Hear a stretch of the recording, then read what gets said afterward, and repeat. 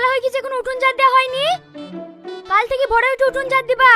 আমি সকালে উঠে তোমাকে ঘুমাইতে দেখলে কিন্তু গায়ে পানি ঢেলে দেবো, কথাটা মাথায় থাকে জেনে। এই কে তুই? কে মানে? এই বাড়ির মালিক, তাড়াতাড়ি ঝাড় দাও। এই তুমি কোথায় যাচ্ছ? টিউশনে। ঠিক আছে, টিউশন থেকে সোজা বাড়ি চলে আসবা, কোনো ছেলের সঙ্গে কথা বলবে না।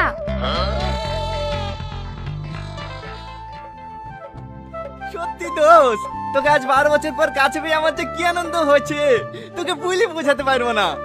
ও গো, হে তোকে দেখো কে এসছে। ভাই এতদিন পর, ভালো আছো তো? কখন আসলা? এসেছে অনেকক্ষণ আগেই, আমি বাজার থেকে এসে দেখছি গেটের সামনে দাঁড়িয়ে আছে। ও মা, বাইরে দাঁড়িয়ে থাকা কেনে?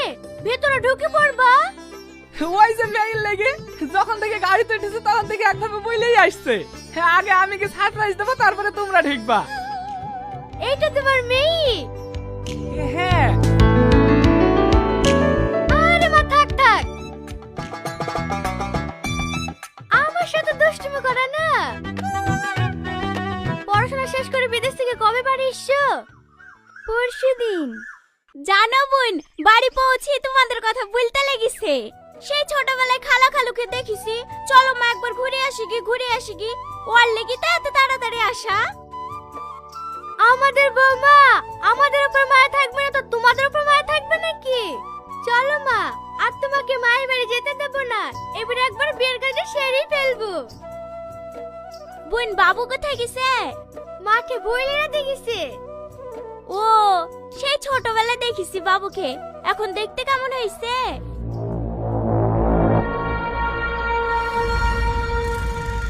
বিদেশ থেকে পড়ে এসে আমাদেরকে বোকা বানানো। দাঁড়া, শহরের মেয়েদেরকে যে কিভাবে বোকা বানাইতে হয় সেইটা আমার খুব ভালো করেই জানা আছে। এই রোহন। কি হলো ভাবি? তুই না এসছে।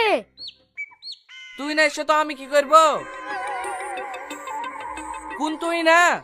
ছোটবেলায় যার সাথে তোর বিয়ে ঠিক হয়েছিল সেই তুই না। হ্যাঁ, ও বিদেশ থেকে কবে বেড়া আসলো? পরশুদিন এসছে, এসেই আমাদের